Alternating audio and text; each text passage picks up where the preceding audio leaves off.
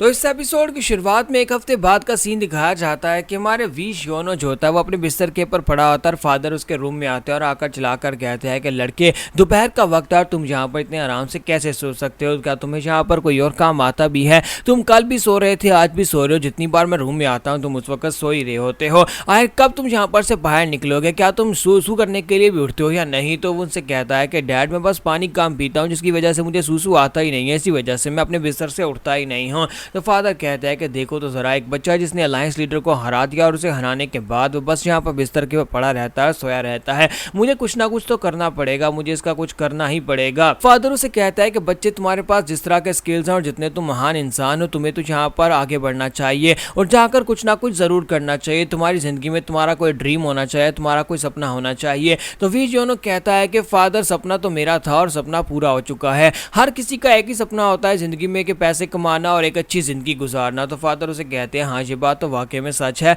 हर किसी का यही सपना होता है कि अच्छी खासी रकम कमाए और उसके बाद जिंदगी आराम से गुजार दे। तो वी योनो उनसे कहता है, लेकिन फादर, आपको पता है कि मैं यहाँ पर काफी अच्छी खासी कमाई कर रहा हूँ। मैंने कुछ ऐसे बिजनेस स्टैब्लिश किए हैं जिसकी वजह से मेरी कमाई आती रहेगी और हर महीने यहाँ पर मुझे पैसे मिलते रहेंगे। यानी कि मैंने अपना सपना पूरा कर लिया, मेरा सपना यहाँ पर पूरा हो चुका है, मुझे ढेरों सारा पैसा मिल चुका है और अब बस मुझे यहाँ पर से आराम से सोना है, एक आरामदायक जिंदगी और ढेरों सारा पैसा। हर किसी का यही तो सपना होता है, मेरा सपना यहाँ पर पूरा हो चुका है। तो फादर उसे कहता है, ये क्या बकवास कर रहे हो? तुम एक मार्शल आर्टिस्ट हो और एक मार्शल आर्टिस्ट का सपना ये बिल्कुल भी नहीं होना चाहिए। मार्शल आर्टिस्ट तो यहाँ पर पैसे का सपना नहीं देखते, बल्कि एक तलवार जिसको यहाँ पर इस्तेमाल ना किया जाए उसको भी जंग लग जाता है। और अगर तुम एक मार्शल आर्टिस्ट होने के बावजूद बिस्तर के पड़े रहोगे तो फिर तुम्हें भी जंग लग जाएगा। और वो आके पड़ते और जाकर बेड को उठा देते हैं। वी योनो फिर से ग्राउंड के ऊपर गिर जाता है और कहता है, फादर, मुझे लगता है कि तुम पहले से काफी ज्यादा स्ट्रॉन्गर हो गए हो। पहले भी तुम बेड को उठाते थे, लेकिन अब यहाँ पर तुम तेजी के साथ बेड को उठा लेते हो। तो यहीं पर नेक्स्ट सीन मीटिंग रूम का दिखाया जाता है कि फादर अपनी फैमिली को लेकर मीटिंग रूम में जाकर बैठ जाते हैं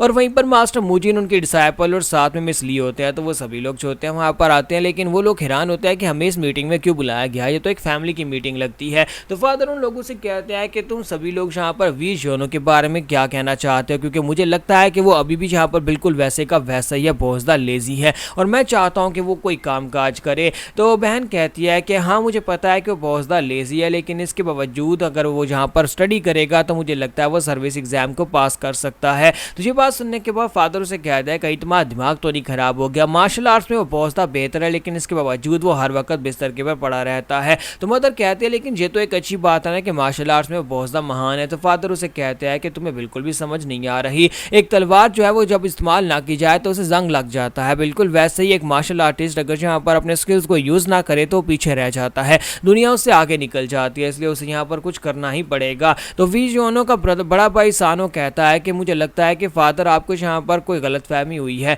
उसकी रिस्पॉन्सिबिलिटी को उठाने की जो पावर है वो काफ़ी ज़्यादा अच्छी है, यानी कि वो अगर उसे कोई काम दिया जाता है तो वो काम ज़रूर पूरा करेगा। फादर कहते हैं, कहीं तुम्हारा दिमाग तो नहीं खराब हो गया? तो सानो कहता है, नहीं नहीं फादर, आपको बिल्कुल भी समझ नहीं आ रही, ये बात वाकई में सच है कि हमारा वी योनो अगर उसे कोई काम देंगे तो वो ज़रूर करेगा। तो फादर चुप हो जाते हैं, फिर साथ ही सानो से कहता है कि सानो, मुझे समझ नहीं आ रही, या फिर तुम्हारा दिमाग खराब हो गया है? क्या वाकई में तुम्हें लगता है कि योनो किसी रिस्पॉन्सिबिलिटी को पूरा करने के लायक भी है? तो इसी के साथ ही सानो कहता है, मैं यहाँ पर झूठ नहीं बोल रहा, मजाक नहीं कर रहा, ये बात वाकई में सच है। अगर उसे कोई काम दिया जाए और उसे लगे कि उस काम को करना ही ज़रूरी है तो वो ज़रूर करेगा। तो मास्टर मूजिन कहता है, ये बात वाकई में सच है, अगर उसे कोई काम दिया जाए तो वो करेगा। जब किसी के साथ उसकी छोटी बहन भी कहती है कि हाँ फादर, मुझे भी लगता है कि वो बहुत ज़्यादा रिस्पॉन्सिबल इंसान है, अगर उसे कोई काम करने को देंगे जिसका उसे पता होगा कि ये करना ज़रूरी है तो वो ज़रूर करेगा। तो फादर कहता है कि जहाँ पर सभी का दिमाग खराब होता जा रहा है, ये वी योनो के बारे में ऐसी बात कह रहे हैं जो कि इम्पॉसिबल है, वो हर वक्त बिस्तर के ऊपर पड़ा रहता है।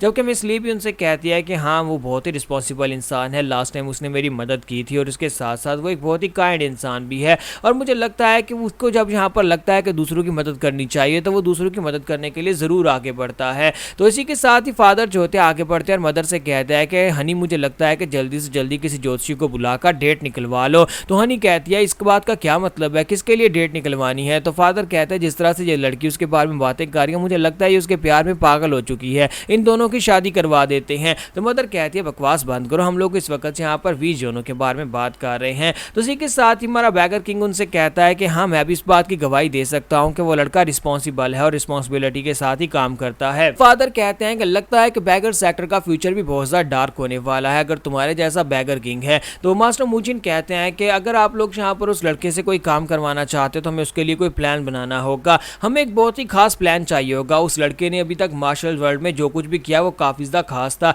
तो बैगर किंग कहता है कि सबसे पहले तो उसने यहाँ पर रॉयल हेड इंस्पेक्टर को रेस्क्यू किया, फिर उसने यहाँ पर सेकंड हैंड मैनर को रेजरेक्ट किया, फिर उसने डिमोनिक कल्ट के लोगों को हराया और उसके बाद उसने घोस्ट ब्लेड डुओ डीमंस को भी हराया है। यानी कि अभी तक उसने जितने भी कारनामे किए हैं वो सारे के सारे बहुत ज्यादा खास थे। और आपको क्या लगता है कि इतने सारे खास कारनामे एक बेवकूफ इंसान या फिर एक लेजी इंसान कर सकता है? तो फादर कहता है ये बात तो वाकई में सच है, लेकिन उसे काम पर लगाने के लिए हमें कुछ ना कुछ तो करना पड़ेगा और उसे कैसे काम पर लगाया जा सकता है? तो सानो कहता है कि मुझे लगता है कि हमें यहाँ पर उसके लिए कोई ऐसी सिचुएशन क्रिएट करनी होगी जिसकी वजह से वो खुद उठकर इस काम के ऊपर लगे और उसे ऐसा लगे कि ये काम करना बहुत ज़्यादा ज़रूरी है, वरना ये काम किए बिना उसको चैन नहीं आएगा। तो हमारा बैगर किंग उनसे कहता है आपको परेशान होने की ज़रूरत नहीं है, मेरे पास एक बहुत ही अच्छा आइडिया है, मैं उसे यहाँ पर एक मिशन के अंदर इन्वॉल्व करूँगा और उसके बाद उसे उठकर काम करना ही पड़ेगा। तो यहीं पर से नेक्स्ट सीन वी जोनो का दिखाया जाता है कि उसे एक सपना आता है, वो जल्दी से उठकर बैठ जाता है, अपने आसपास देखता है और कहता है ये तो एक सिर्फ एक सपना था,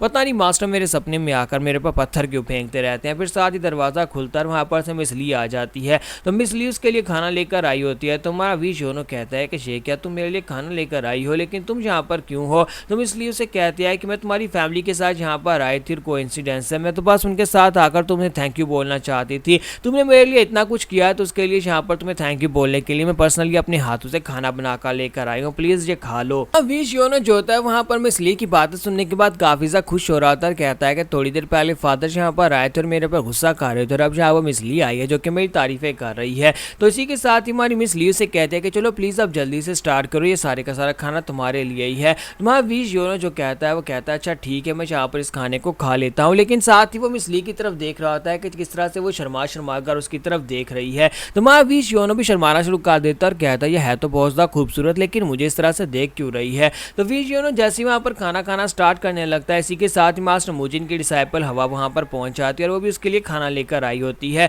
तो हमारा वी जोनो कहता है कि ये क्या तुम यहाँ पर क्या कर रही हो? तो वो कहती है मैं भी तुम्हारे लिए पर्सनली खाना बनाकर लेकर आई हूँ। तो मिस हाज होती है वो यहाँ पर मिस ली की तरफ देखती है, मिस ली उसकी तरफ देखती है, दोनों यहाँ पर एक दूसरे को घूर कर देखते हैं और इसी के साथ ही वो दोनों जो होती है एक दूसरे को देखकर जेलस होती है और गुस्सा हो जाती हैं। जबकि हमारा वी जोनो जो होता है वहाँ पर उन दोनों को गुस्सा होते हुए देखकर डर रहा होता है। यानी जिंदगी में पहली बार हमारे वी जोनो को डर महसूस हो रहा था जैसे कि ये दोनों लड़कियां अभी यहाँ पर लड़ना शुरू करेंगी और बीच में मुझे भी पीटना शुरू कर देंगी। तो यहाँ पर हमारी एपिसोड 74 का एंड होगा और नेक्स्ट एपिसोड में देखेंगे कि बैगर किंग का क्या प्रोग्राम था, उसने क्या प्लान बनाया था वी जोनो को बिस्तर से निकालने का।